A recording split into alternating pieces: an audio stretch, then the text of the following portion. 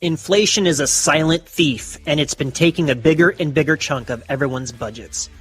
It leads to everything rising in price, from the food you depend on to the fuel in your car. As the total supply of money in circulation increases, the purchasing power of your income decreases. During a relatively low inflation year, it reduces your buying power by about 2 to 3%. But these days, inflation is hovering closer to 8%, according to the official estimates. But many experts place the true number between 12 and 15%, a level we haven't seen in 40 years. So what can you do about it? With inflation running amok, no one is immune from its ravages. But you don't have to sit idly by as your costs rise higher and higher. Today, we explore the best practices for what to do when inflation is raging out of control. Before we begin, please like this video and hit the subscribe button with notifications turned on so you will be the first to know about our new content.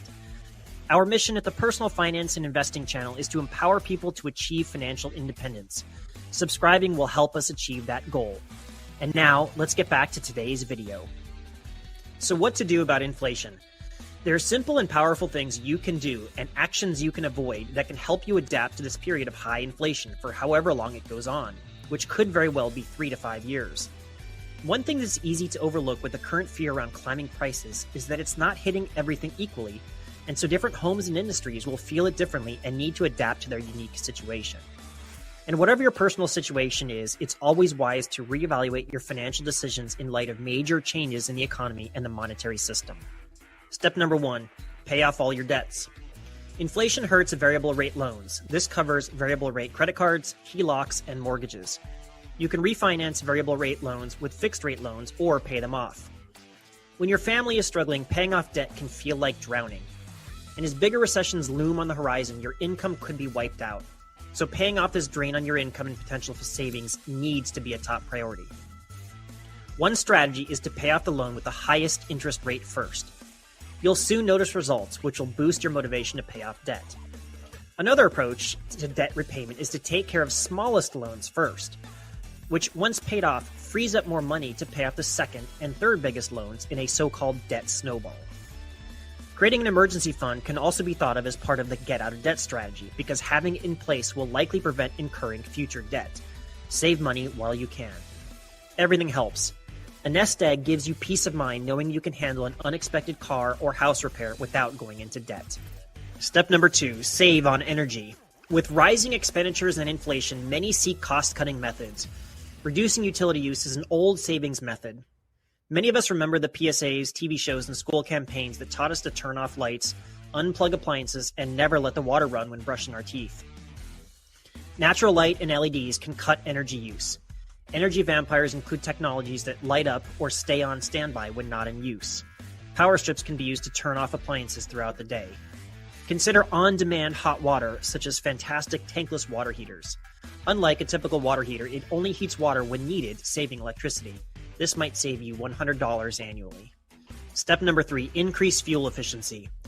Across 2022, gas prices have seen record highs across the United States, though they have come down somewhat. We could very well see fuel prices hit new highs as sanctions against Russia limit available supply. The good news is that using less gas is straightforward and goes a long way in saving you money. We tend to rely on our vehicles for everything and take fuel costs for granted. But instead of hopping onto your car whenever you feel like running to the store, approach transportation more strategically. For example, reduce unnecessary excursions, slow down, and consolidate trips to save 10% or more on fuel. When gas prices rise, like in 2006, people slowed down to save fuel. Avoid jackrabbit starts at stoplights, carpool with coworkers or family, and if you're a really smart saver, hop on a bicycle and cancel that gym membership you never use. Speaking of dropping expensive memberships, that brings us to our next inflation-fighting tip. Step number 4, cut out subscriptions. Monthly subscriptions and streaming services are likely wasteful. Believe it or not, the average household pays around $55 a month for 4.5 different subscriptions and services. $55 a month is over $600 a year. Canceling unneeded subscriptions is a good way to cut expenditures amid rising prices. A good way to stay on top of your subscriptions is with a personal finance app like Mint. Mint connects to your bank and credit card accounts to search for subscriptions you're paying for so you can zero in on the ones you aren't using and cancel them. Some apps, like Trim, can even help you negotiate better cable, internet, and phone costs to save money and reduce bank fees. On top of that, switching banks or moving to a credit union can reduce banking fees. Members of credit unions tend to get better savings rates and reduced fees. And if you're struggling with less than stellar credit unions are attractive since they often have competitive borrowing rates. Step number 5, budget for investments. Some consider rising prices the worst time to invest. Why invest when monthly bills are rising? But whether or not you're investing for retirement or to preserve your purchasing power, you should be consistent in your approach. For example, gold has been used as a store of value for millennia. Over the 20-year period between August 2002 and August 2022, the price of gold has increased by 9.48% each year on average. Dividend-paying companies are another great way to boost your income. Dividends are simply earnings from companies that are paid out to shareholders.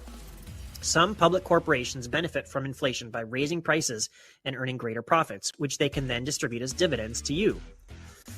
I know whenever the topic of inflation and savings comes up, there will be a variety of opinions. Please leave any thoughts in the comment section below. They always generate an interesting dialogue. Let us know what you think in the comments section below. Also, let us know if you have a specific topic or question you want us to address in future videos. Don't forget to like this video and subscribe to our channel so we can help accomplish our mission of empowering people to achieve financial independence. Thank you for watching, and we'll see you next time.